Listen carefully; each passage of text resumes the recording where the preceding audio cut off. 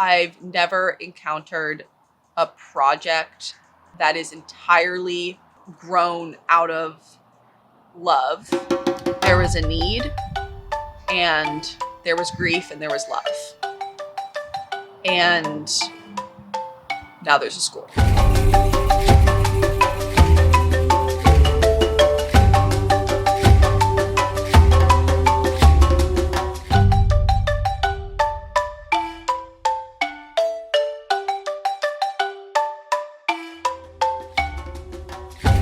These kids are going out into the world with a high school education and having love and respect, food, medical treatment. And then their children, right? It's all changed the trajectory of their lives and then the lives around them. It's really amazing.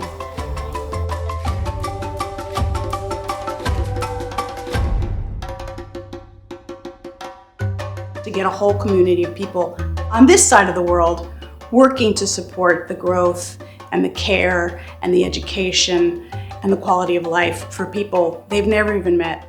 You actually feel like a very super community in the whole village. I think I would like them to know that they're not alone and that people care about them and that we're invested in their future. The impact that it's had on this community, I can imagine, has not only changed the whole community and the whole area, but has planted seeds for years to come. From the floods of Mount Kenya to the floods of Rift Valley, as Star of Hope Education Center.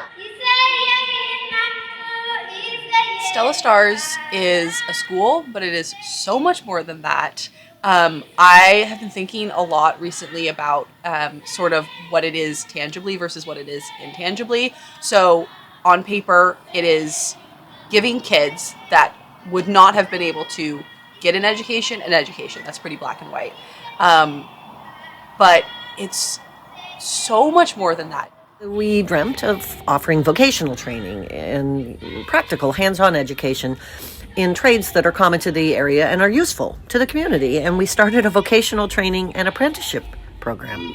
We've built 4 classrooms, a kitchen, it has a science lab, and we have a medical clinic for the first time, which also has a refrigerator, which they have never had before. So they're able to store vaccines. Another major achievement is the growth of the school computer lab. With help from our sister school, Star of Hope, and Roseville Rotary Club, the school received 10 new desktop computers. To go along with our computer lab, we had a donor give us the money to get Starlink and purchase it and hook it up so that the kids can have access to the internet, which is pretty exciting if you think about it, because they've never even been out of the village. Now they have access to all over the world. Well, it's kind of remarkable to me that in just 5 years, gone from having 9 students to 70.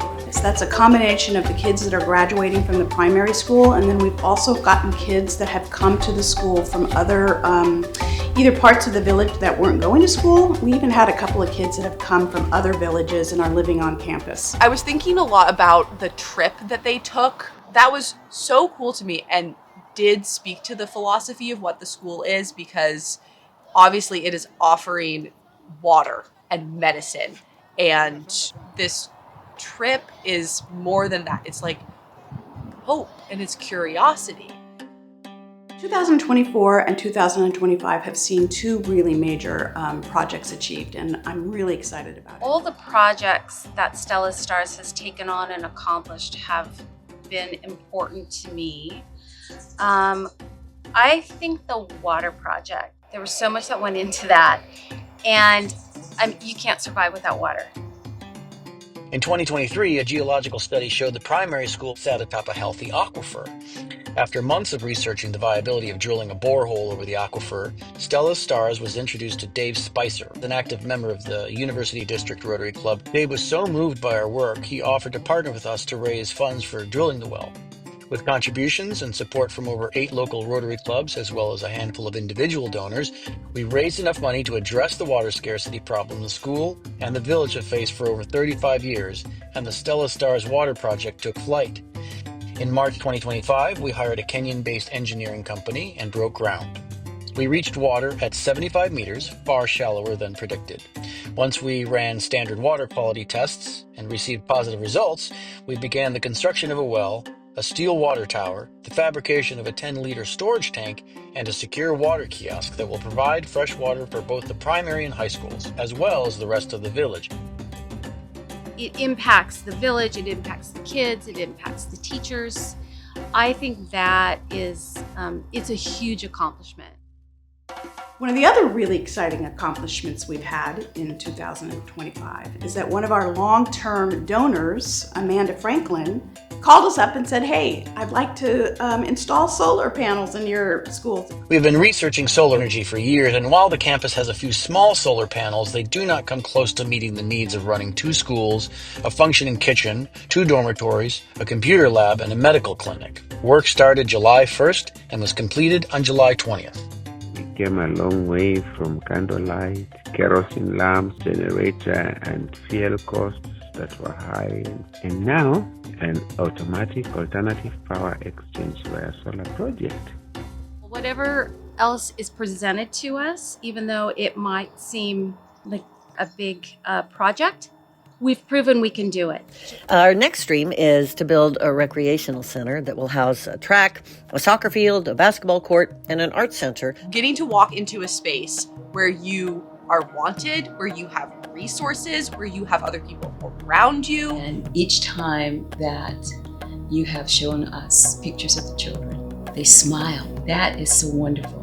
When I contribute something to someone and I see them happy, I feel happy. The ever-present dream is to continue the work that we do every day, continuing to raise the money and the relationships we need to support the operations. Teacher salaries, supplies, food, vaccines and medical equipment, books, clothes, materials for the vocational program. We have enriched our community. We source our workers, our builders from the community, and that improves the entire life wellness around the Chepkui community. What I want people to know is that we're making a difference in people's lives that we don't even know, and that that's part of our responsibility as human beings. I have an obvious connection to the Stella Blue High School campus as the father of the namesake. The work done by this organization in her name is perfectly in line with who she was while she galloped around this planet for 14 years, and it is surely what she would want to continue to bring to this village through us today. The security of education for young people who otherwise would not have it. A plan for this security to continue into the distant future, and love in abundance from all corners of the earth. It's still really hard for me, 5 years after Stella's transformation, to believe that wild, passionate, crazy earth form isn't physically present, but I feel her energy all the time. And I believe it every time I talk to the beautiful Leonard Mulele, the head of the schools. You know, he just talks about how Stella is there every day with them, guiding them, prodding them, pushing them, supporting them. And so that school, for me, gives me a physical manifestation on this planet of Stella's spirit. There's a quote by this poet, Claudia Rankine, "What are we here for if not for each other?" And even as a very young person, I think my sister really embodied that. So this legacy gets at what we're all here for. It's human kindness as an action.